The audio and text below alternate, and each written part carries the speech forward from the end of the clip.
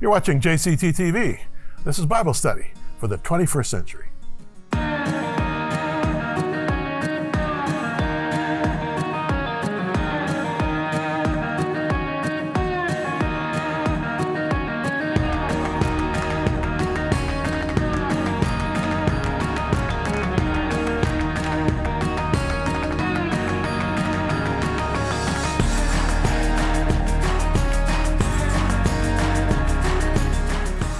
So friends, welcome. Good to have you.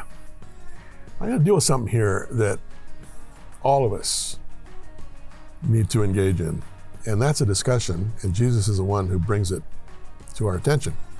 The discussion about judgment. Judging people. Every one of us does it. Sometimes we do it automatically without even thinking about what we're doing. It's a sober word from Jesus, and we'll get to it right after this.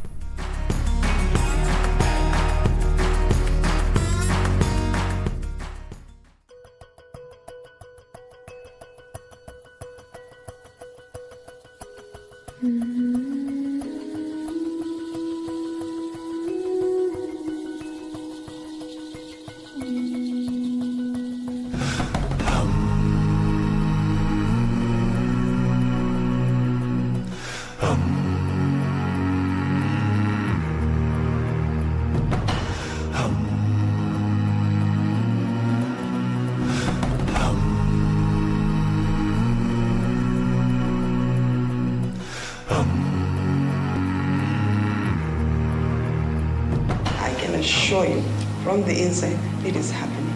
God is our hope. God is all we believe in, this God.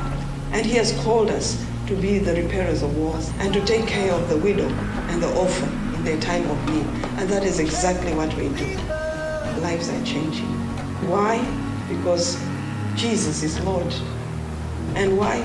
Because Christians have come together as a body. The united body of Christ is coming and saying, it stops with this generation. We break it and we move on. The kind of religion that God endorses is to care for orphans and widows in their distress, justice, and to keep oneself unpolluted from the world, righteousness.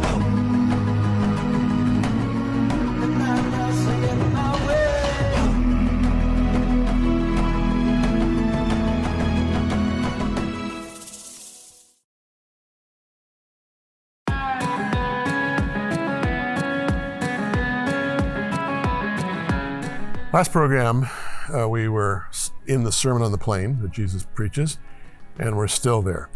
I really been taking my time with this one because it's just loaded with great input, and it's a kind of a truncated, concentrated version of Matthew 5, 6, and 7, where he preaches what's known as the Sermon on the Mount. This is the Sermon on the Plain. Very similar content, presented in a different way. Immediate audience the same, but a much larger audience sitting around the fringes listening in. People from all over Judea, Jerusalem, Tyre and Sidon areas. I mean, we're talking probably thousands of people listening in. Last time I spent quite a bit of time on what he said about doing unto others as you would have them do unto you. And where we're picking up now really emerges out of that golden rule, as it's known. Verse 37 of Luke 6.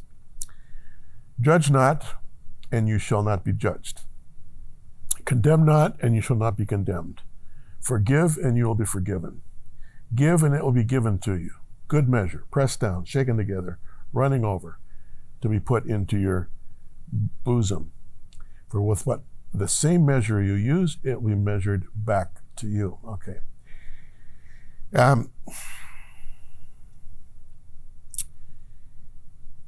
Judging. It's something we all do, right? Only someone who is blind, if you will, to themselves and their own weaknesses will judge and condemn someone else. What do I mean? We don't want to look at ourselves. We just don't want to do it. We don't want to look in the mirror. We don't like what we see. there is something out there that psychologists call self-loathing, and I don't want to go there, but the fact is that there may be any number of reasons why we don't want to look at ourselves, but we're very ready to look at the next guy. We see behavior on someone else's part. We don't like it. It offends us. It's not right. We condemn it, and we condemn them as we judge them. And in doing so, we somehow self-medicate, if not self-aggrandize, blind to the possibility that when we judge ourselves, judge others, we're in some kind of perverse way judging ourselves, because that behavior we see in them, we have seen in ourselves long ago. Otherwise, how would we recognize it, right? How do we identify bad behavior in someone else without some awareness of the same tendency in ourselves? I mean, so we're blind to our own sins, and even as we're blind to the history of ourselves, we're very quick to condemn those whose bad behavior we see. In a sense, though, we're judging in the dark because we don't really see. Now, Jesus put it succinctly. Don't judge. Do not judge. You'll not be judged. Will not be judged? By whom? By the other guy? By God himself? Obviously, Jesus is referring to divine judgment, which throws any rush to judgment on our part into another light. Is it actually being held to my account that I'm judging others? Apparently so. And there's more to it. He says, forgive, and you'll be forgiven. How many of us are carrying around grievances from years past, and they're still with us? As a pastor, time and again, I've had people in my congregations in their 60s, 70s, 80s, whose first words to me out of their mouth have to do with how they're mistreated by someone unjustly when they were children. Sometimes it's their own parents. And I'm not for a minute endorsing abuse of children, but I'm talking about some injustice that they have allowed to percolate, they have nurtured for decades, to the point where it's almost like a spiritual limb in their soul. It's there, as real as an arm or a leg, and it will not go away.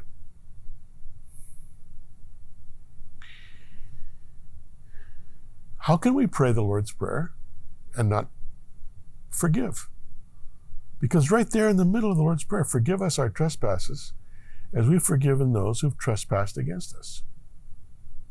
Now, some translations say, forgive us our debts as we forgive our debtors. Both trespass and debt are excellent translations of the Greek. But there's an interesting nuance between them. Trespass refers to an act of volition, an act of the will, where I deliberately sin against you. A debt is, if you will, a sin of omission, whereas a trespass is a sin of commission. A debt is a sin of omission, where I owe you something and I don't pay out. Either is bad. Either can be the source of a long-term resentment. But Jesus makes the point in the Sermon on the Mount, because the Lord's Prayer is in the Sermon on the Mount, if we do not forgive those who've sinned against us, God cannot and will not forgive us. How sobering is that?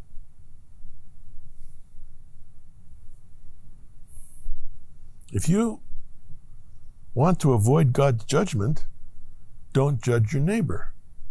If you want God's forgiveness, you've got to forgive your neighbor. It's a quid pro quo, as they say in Latin. Or to put it in the vernacular, you show me your wool label, I'll show you mine. You scratch my back, I'll scratch yours. This goes right back to what? The golden rule. Do unto others as you would have them do unto you. You want to be forgiven, and you've got any number of reasons why you should be forgiven. The other person doesn't see all the reasons why you should be forgiven, and they've got justice on their side because you're the one that sinned against them, but they forgive you, you should do the same. Quid pro quo. You know, Paul wrote that in 1 Corinthians 13 that now we see through a glass darkly. He's referring to the kind of the dark lens through which we see reality. You might call it a visual astigmatism. I wear glasses because I have an astigmatism. Some of us wear glasses because we are myopic, we're short-sighted. Some of us wear glasses because we're farsighted, or some of us wear glasses for other reasons. But the point is that we see through a glass darkly. That's just a figurative way of saying none of us sees clearly. None of us.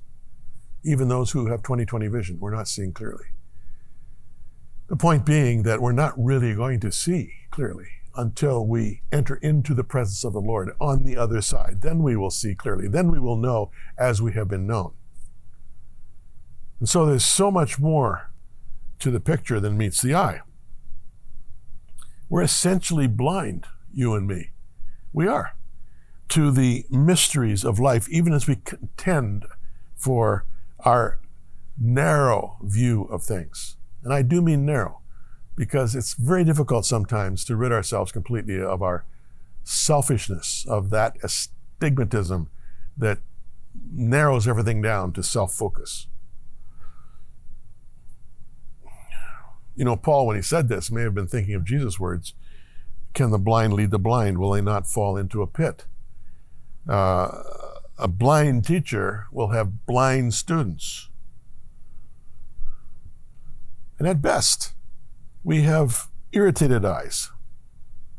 So how can we remove the irritation in our brother's eye? I mean, there's so many times this eye and blindness imagery comes into Jesus' teaching. And it's humbling. It really is, to acknowledge that our neighbor's faults can be trumped by our own faults. Indeed, our judgments may baldly reveal what our heart is full of. If we can't say something good about our neighbor, as my grandmother said, it's good to say nothing at all. How tough is that? Because there's some satisfaction in gossip, right? That's why gossip is everywhere. We get some kind of strange delight out of rehearsing the faults, the failures, the quirks of others.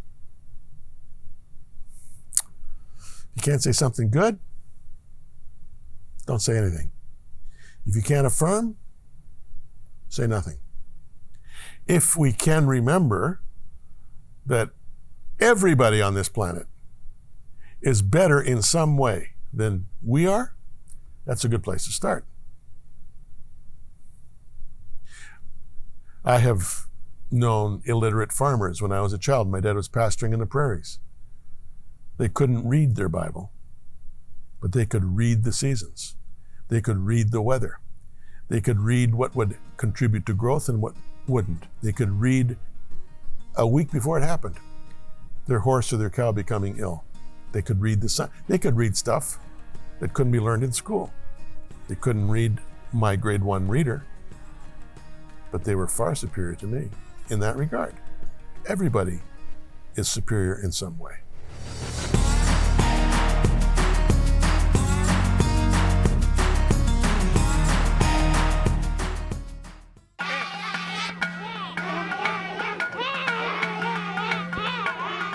Why dance when you have very little?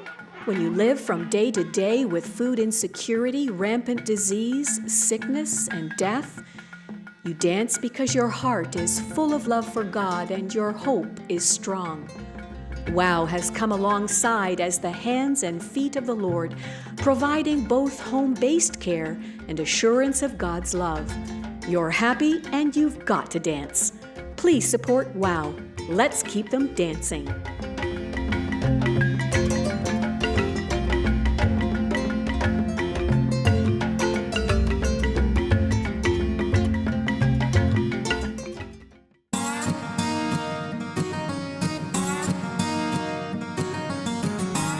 Let's continue with Jesus' Sermon on the Plain in verse 38. I read it, but let's read it again. Give and it will be given to you, good measure, pressed down, shaken together, running over, will be put into your bosom. For with the same measure that you use, it will be measured back to you.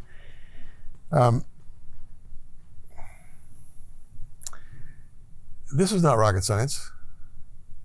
And I'm not one of those, guys who goes on TV and tells you that if you give God $100, he'll give you 1,000. That is so yesterday. That's not where I'm coming from. I've never been that way, and I never will be. I am not God, and I'm not going to determine reward and punishment. That's up to him, and thank God it is up to him. But I will say this, you know this from your own experience. I certainly know from mine. It truly is better to give than to receive. The joy at birthdays, with our kids, with my wife, at Christmas, other special events, was the look on their face when they opened the gift that we'd given them. Didn't matter how much it cost, didn't matter how much work went into getting it or making it. It's all about the joy of seeing them receive. Better to give than to receive. It really is. Giving is kind of like forgiving. Just as when you forgive, the weight is released from your chest. When you give, the hold you have on your material security is released. That doesn't mean you should impoverish yourself as you give, but what it does mean is it demonstrates to you, let alone to anyone else, where your values are. I mean, what value is there in hoarding? Really? I read just the other day on the internet about some little 6-year-old dog, some little miniature dog, was just willed $5 million by its mistress who just died, without children, without family, without any charity with whom she'd become attached. So she leaves all of those millions of dollars to her dog. Hello? What's the point of hoarding? Much better, if you are blessed with more than you need, to work it out so that you are giving and giving and giving. I wouldn't recommend this, but there is this expression that I heard a few times when I was living in Israel for 7 years. You know, Jim, I want that the last check I write should bounce. What's that mean? It means I want to live my life giving. Now, not good to bounce a check at any time, but the point was, give and give and give again. And the interesting thing is, and Jesus makes this point, as you give, you are given to. I sometimes use this analogy when talking about giving. There's this river, beautiful river, and there's this beautiful tree that's by the river, and its root system is being fed below the ground level by the moisture that river provides. And then downstream a bit, there's a guy who's built a little tributary with a pond, and he is directing water into his pond, and he's keeping that pond as full as he can because he wants as much water as he can for himself. You want water from a pond, or do you want water from a river? The pond stagnates, the river always fresh. I know every analogy breaks down somewhere, but that's how I like to look at it. Live a life of giving. I've sometimes, in a semi-jocular manner, when speaking to young pastors, I've talked about my own life ministry trajectory. And I have said to them, this is without pride, but it's just a point, that about 3 times in my ministry now, actually 3 times in my ministry, I have given up everything to start again because my sense that the Lord was calling me to give it away and to start something new was from heaven. And so without regret, without remorse, unfortunately, my wife has the same mindset. We walked away from something we'd established, putting it into the hands of others, and have started literally from scratch with no visible means of support, with no security other than the Lord. And when you get right down to it, there's no better security than the Lord.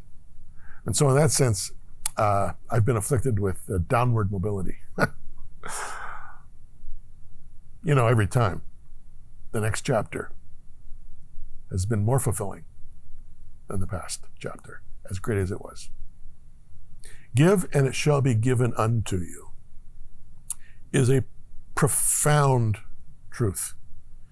And when it comes from the mouth of Jesus, I believe it and I trust it.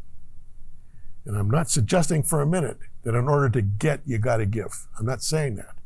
What I'm saying is that when you have an attitude of holding on to things loosely, you have chosen a wise course. You really have. It's the love of money, after all, that is the root of evil. Not the money itself. Let the money serve you instead of you serving it. And the best way money will serve you is for you to be a broker, an agent, if you will, that administers those funds to those needs that are out there. And they're always out there, friends. They always are. Okay, let's move on. He spoke a parable to them. Can the blind lead the blind? Will they not both fall into the ditch? A disciple is not above his teacher, but everyone who is perfectly trained will be like his teacher. And why do you look at the speck in your brother's eye, but do not perceive the plank in your own eye? Or how can you say to your brother, brother, let me remove the speck that is in your eye when you yourself do not see the plank that's in your own eye? Hypocrite! First remove the plank from your own eye, and then you'll clearly see to remove the speck that's in your brother's eye.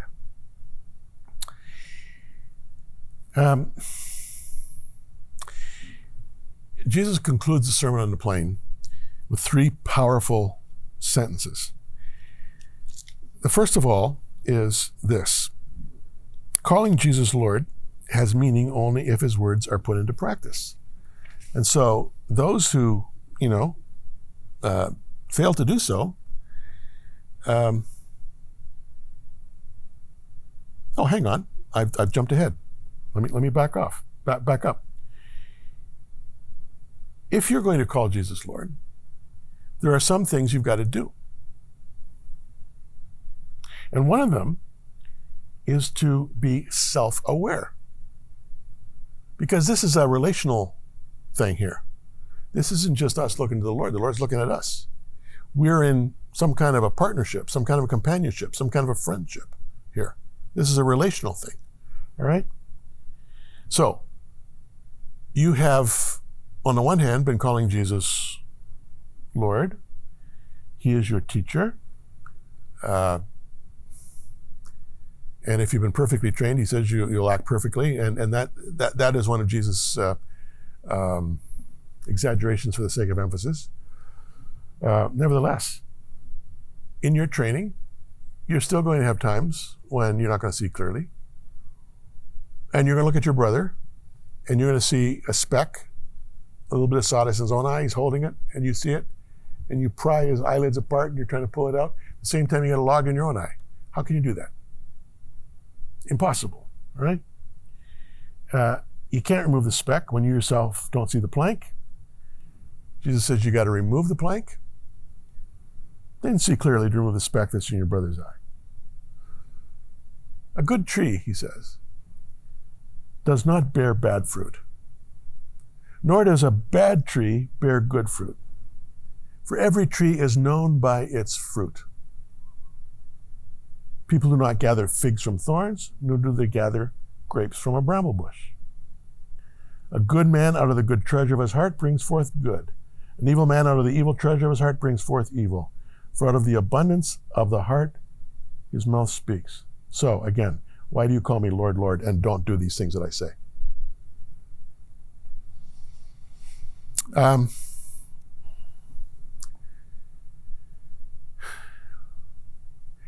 not saying that we preachers are failing our congregations.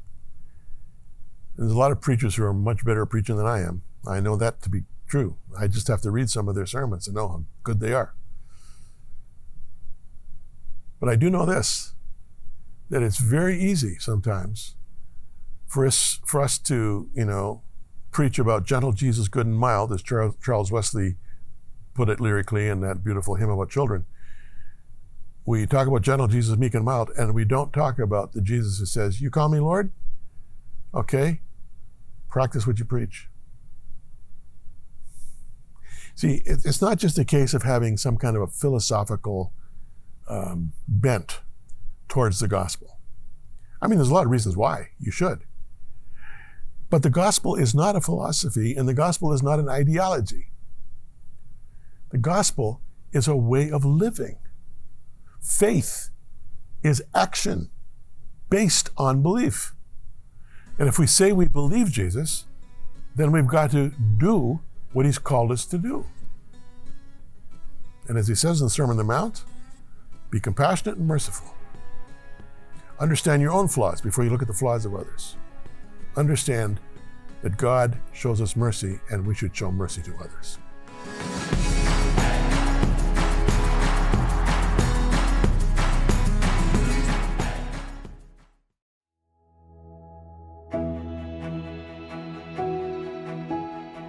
WOW works with local churches in needy countries. We mobilize those churches, pastors, and volunteers in a concerted effort to care for orphans and widows in their homes and villages. Through that strong faith-based platform, we're able to not only provide food, medicine, and crisis intervention, but we're also able to lead these afflicted ones to faith in God. It's powerful, humbling, and well worth the effort. Please support WOW with your generous gifts and faithful prayer. Thank you.